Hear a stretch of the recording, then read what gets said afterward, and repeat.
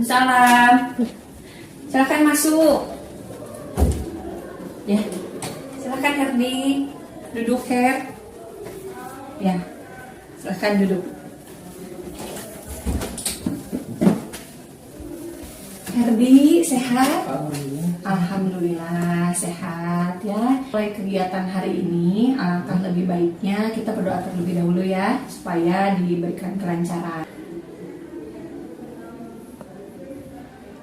Sebelumnya Ibu ucapkan terima kasih Herdi sudah hadir ke ruangan Ibu ya. Apakah bertanya-tanya? Nah, apa ya? Ada apa ya? Nah, hari ini kita akan melaksanakan kegiatan konseling individu. Sudah pernah Herdi mengikuti konseling individu? Belum sih. Belum pernah. Ini pengalaman pertama. Nah, sudah tahu apa itu konseling individu? Belum ya. Jadi konseling individu itu suatu layanan yang diberikan oleh ahli atau konselor ya. Konselor di sini berarti Ibu sebagai guru BK kepada konseling. Konseling ini Herdi ya, peserta didik gitu ya, untuk memecahkan atau kita membahas satu masalah yang dialami oleh Herdi sebagai konseling. Akan menjelaskan dulu asas-asas dari layanan konseling individu ini. Nah, jadi di konseling individu ini ada beberapa asas. Yang pertama ada asas kerahasiaan. Nah terus kemudian ada asas keterbukaan. Kemudian, apakah Herdi datang ke sini terpaksa? Enggak ya. Nah, sama di asas berikutnya ada asas kesukarelaan waktu layanan. Nah, sekarang Ibu ingin tahu, silahkan Herdi sampaikan ke Ibu apa sih masalahnya, kemudian faktor penyebabnya apa, gitu ya. Kita identifikasi masalahnya. Silahkan. Mungkin dari segi kurang bisa menahan emosi itu terkadang membludak, seakan-akan berbicara keras, berbicara terus. Tapi kadang-kadang juga bisa sih meredakan emosi.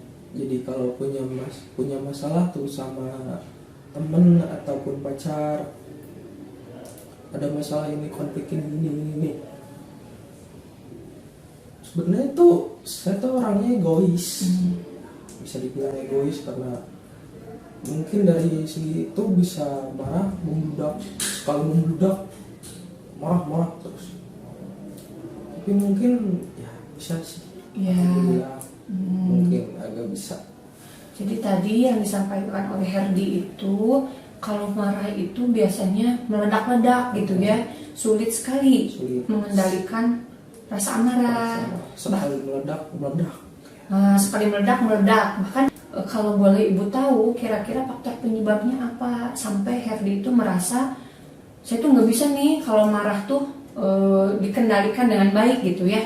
Kira-kira faktor penyebabnya apa? Mungkin dari dulu pernah dibully sama kakak kelas sewaktu sekolah SMP. Itu setelah kejadian itu apakah terjadi lagi? Enggak. Tidak ada bully lagi gitu ya. Cuma tadi dampaknya dari kejadian tersebut, perilaku yang muncul itu merasa diri itu tinggi gitu ya. Nah, makanya tadi pengalaman Herdi itu bahkan ketika marah itu yang nggak tahu situasi lah gitu ya. Ya udah saya marah aja gitu kan ya. Nah itu. Nah sekarang kita coba bedakan apa sih perilaku asertif dan perilaku yang memang tidak asertif gitu ya. Kemudian perubahan perilaku apa yang kita harapkan dari pertemuan ini gitu ya. Nah perilaku asertif itu perilaku yang seperti apa yang Herdi tahu? Ya, jadi kalau asertif itu lebih berani mengekspresikan emosi tanpa orang lain merasa terancam. Ya. Nah, kalau tidak asertif, tidak berani, tidak bisa belajar untuk mengekspresikan emosi. ya emosi gitu ya. Nah itu perbedaan dari sebetulnya apa sih perilaku asertif dan tidak asertif itu gitu ya. Kalau tadi dalam kondisi dibully, kan di kondisi awal itu, di situasi awal Herdi nggak bisa asertif, ya nerima aja udah gitu kan. Terus nggak bisa apa namanya kan, kalau ibu perhatikan tidak melapor juga ke guru kan, ya tidak ada upaya perbaikan gitu. Nah tapi selang waktu berapa lama Herdi coba bicara ke orang tua ya, coba bicara ke orang tua, terus orang tua bicara nih ke kakek Herdi, ada proses penyelesaian. Nah gitu kan, nah itu kan udah ada perubahan dari yang tadinya tidak asertif menjadi asertif gitu kan. Nah tetapi tadi ada perilaku yang mungkin berdampak dari kegiatan itu, betul tidak kan? Ya gitu. Nah sekarang dari kegiatan ini perubahan perilaku apa sih yang diharapkan? Yang diharapkan itu terutama yang bisa menahan emosi ya, bisa tahu tuh kapan dan di mana tempatnya harus mereda emosi. Iya itu. Sekarang kita coba bermain peran, ya, bermain peran sesuai dengan masalah yang tadi sampaikan ke ibu. Kan tadi itu masalahnya itu sulit mengendalikan emosi, emosinya meledak-ledak. Mungkin aja orang itu merasa terancam dengan emosi kita gitu ya. Nah di tahap ini kita berlatih untuk berperilaku asertif gitu ya. Nah jadi nanti begini, kan tadi ada beberapa kondisi ya yang Herdi sampaikan. Pertama ketika kondisi bully, kemudian yang kedua di awal itu dari permasalahan ini Herdi belum mampu menyampaikan ke orang tua, komunikasi ke orang tua bahwa ini saya dibully mah gitu kan, atau bapak gitu ya di rumah itu. Nah kondisi seperti itu. Terus kemudian mungkin sekarang juga dirasakan di sekolah ya, ketika emosi meledak-ledak, orang merasa terancam dengan saya gitu ya. Pertama dari mulai kondisi bully waktu di sekolah menengah pertama gitu ya. Misalkan ibu berperan sebagai orang yang dibully, berarti sebagai Herdi yang ngebully ibu misalkan gitu ya. Nanti ibu contohkan dulu gitu ya, kita saling bertukar peran. Jadi Herdi sebagai pelaku ya, ibu sebagai korbannya. Nah nanti kita dibalik, ibu yang pelakunya, Herdi korbannya. Nah contohnya mulai dari mana? Biasanya kalau pada kondisi dulu prakteknya seperti apa kondisinya ketika dibully? Misalnya ibu Herdi nih. Oh iya. Nah sampai sempat ini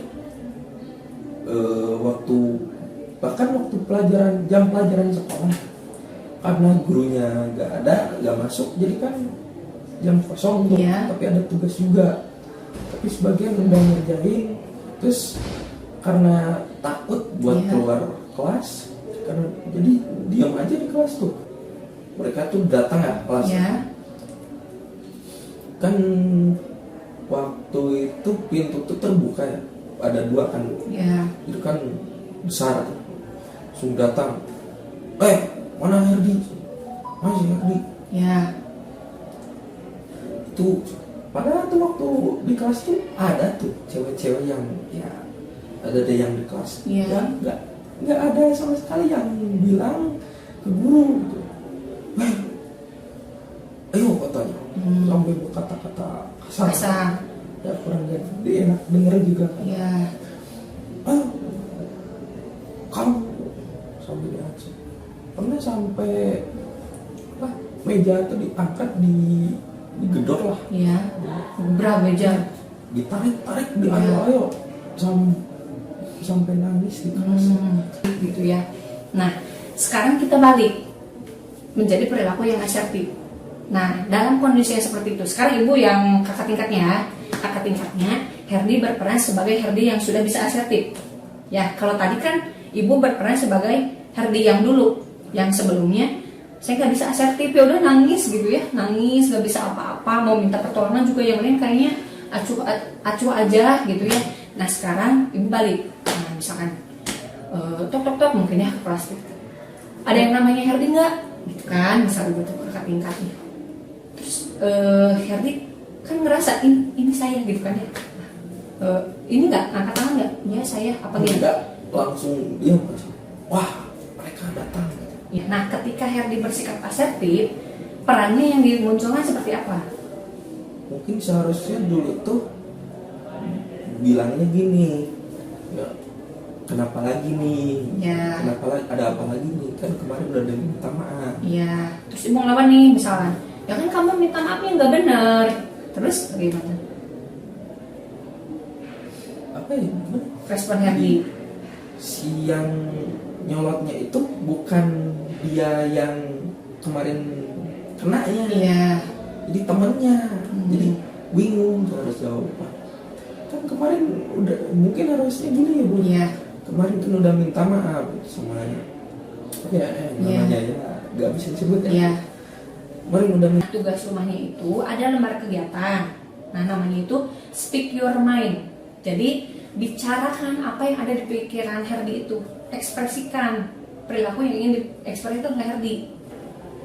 Ibu ingin tahu nih dari proses konseling yang sudah kita laksanakan ini, gitu ya. Apakah apa ya perubahan apa sih yang Herdi rasakan gitu dari kegiatan konseling ini? Ada Bu. Apa tuh? Ya, jadi berasa punya teman curhat. Ya, ada teman berbagi, terus kemudian ternyata mengekspresikan emosi itu bisa dilatih ya? Bisa dilatih. Kalau tadi Herdi itu tidak berani, tadi kita sudah melakukan latihan supaya bisa lebih berani, gitu kan ya. Terus kemudian ada nggak pemahaman baru yang Herdi dapatkan dari kegiatan ini? Ada. Apa tuh? Jika mempunyai masalah tuh bukan dengan cara banyak cara ya kan? Ya. Banyak cara yang bisa dilakukan. Apa yang benar dan apa yang salah tuh bisa dilakukan. Ya. Jadi merasa punya cara baru berbuat apa yang harus dilakukan dengan benar. Ya. Terhadap lawan bicara. Terhadap lawan bicara ya. Terus kemudian Herdi juga jadi tahu ya ternyata perilaku asertif itu perilaku yang menunjukkan apa tadi? Keberanian ya, mengekspresikan emosi gitu ya.